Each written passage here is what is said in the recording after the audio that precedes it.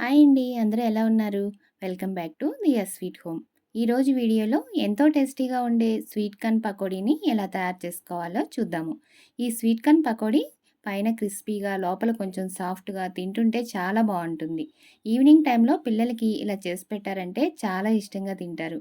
అలాగే టీ టైంలో తినడానికి కూడా చాలా బావుంటుంది. ఈ స్వీట్ కార్న్ పకోడీని మీరు తప్పకుండా ఒకసారి ట్రై చేసి టేస్ట్ చేయండి. టేస్ట్ అయితే చాలా బావుంటుంది. ఇప్పుడు ఈ స్వీట్ కార్న్ పకోడీని ఎలా తయారు చేయాలో చూద్దాము. ముందుగా ఒక స్వీట్ కార్న్ తీసుకుని దానిపైన ఈ తొక్కంతా తీసేసి, తరువాత స్వీట్ కార్న్‌ని ఈ గింజలన్నిటిని ఈ విధంగా కట్ చేసుకోవాలి. ఇప్పుడు నేను వీడియోలో చూపిస్తున్నాను కదా! ఈ విధంగా. మీరు స్వీట్ కార్న్ గింజల్ని డైరెక్ట్‌గా పకోడీ వేశారు అంటే అవి ఆయిల్‌లో వేగేటప్పుడు పేలుతాయి. అందుకని ఈ విధంగా చాకుతో కట్ చేసుకొని వేశారు అంటే మనం పకోడీ వేసుకున్నప్పుడు స్వీట్ కార్న్ అనేది పేలకుండా ఉంటుంది. చూస్తున్నారు కదా! ఇప్పుడు నేను చూపించిన విధంగా స్వీట్ కార్న్ మొత్తాన్ని ఇదే విధంగా కట్ చేసుకోవాలి. మనకి స్వీట్ కార్న్‌లో ఎక్కువ ఫైబర్ ఉంటుంది కాబట్టి హెల్త్‌కి కూడా మంచిది. ఎప్పుడూ ఒకేలాగా తిని బోర్ కొట్టింది అనుకోండి, ఈ విధంగా ఎప్పుడైనా ఒకసారి పకోడీ చేసుకుంటే కొంచెం వెరైటీగా ఉంటుంది. టేస్ట్ కూడా బావుంటుంది. పిల్లలు కూడా చాలా ఇష్టంగా తింటారు. స్వీట్ కార్న్‌ని మనం ఎక్కువగా ఉడకపెట్టుకొని తింటాము. అలాగే కాల్చుకొని కూడా తింటాం కదా! అలా కాకుండా ఎప్పుడైనా ఒకసారి ఇలా పకోడీ చేసుకొని తిన్నా కూడా కొంచెం వెరైటీగా ఉంటుంది.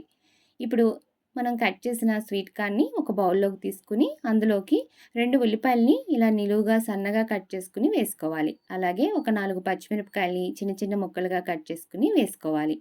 అలాగే కొంచెం కరివేపాకు, కొంచెం కొత్తిమీర వేసుకొని ఆ తర్వాత చిటికెడు పసుపు, రుచికి సరిపడినంత ఉప్పు, రుచికి సరిపడినంత కారము వేసుకోవాలి. ఉప్పు, కారం అనేది మీరు మీ టేస్ట్‌కి తగినట్లుగా వేసుకోండి. ఇవి వేసుకున్న తర్వాత ఒక పావు స్పూను ధనియాల పొడి, అలాగే ఫ్రెష్‌గా నూరుకున్న అల్లం వెల్లుల్లి పేస్టు హాఫ్ స్పూన్ వేసుకోవాలి. మరీ ఎక్కువ వేయకండి. ఒక హాఫ్ స్పూన్ వేసుకుంటే సరిపోతుంది. మరీ ఫ్లేవర్ ఎక్కువైనా కూడా టేస్ట్ బావుండదు. ఇప్పుడు ఇందులోకి 4 టేబుల్ స్పూన్లు శనగపిండి, 2 టేబుల్ స్పూన్లు బియ్యపిండి వేసుకోవాలి. ఇవన్నీ వేసుకున్న తర్వాత ఒకసారి బాగా కలుపుకోవాలి.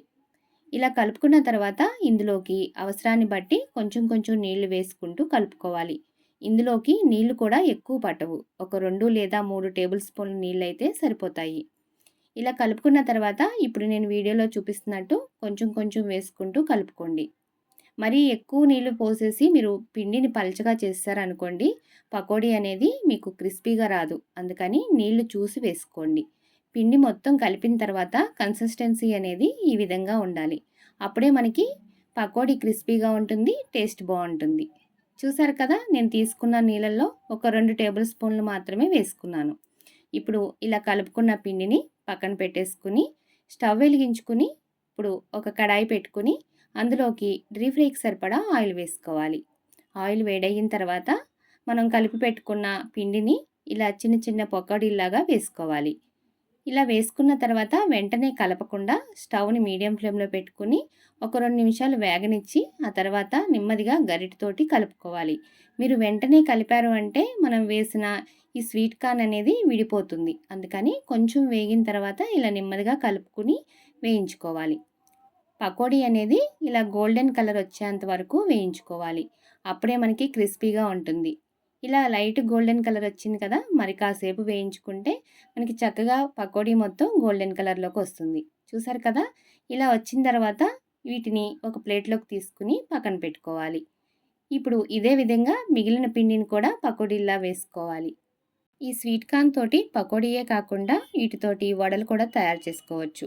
అవి ఎలా తయారు చేసుకోవాలో నేను మన ఛానల్‌లో అప్లోడ్ చేశాను. మీకు ఇంట్రెస్ట్ ఉంటే కనుక నేను డిస్క్రిప్షన్‌లో లింక్ ఇస్తాను. ఒకసారి చెక్ చేయండి.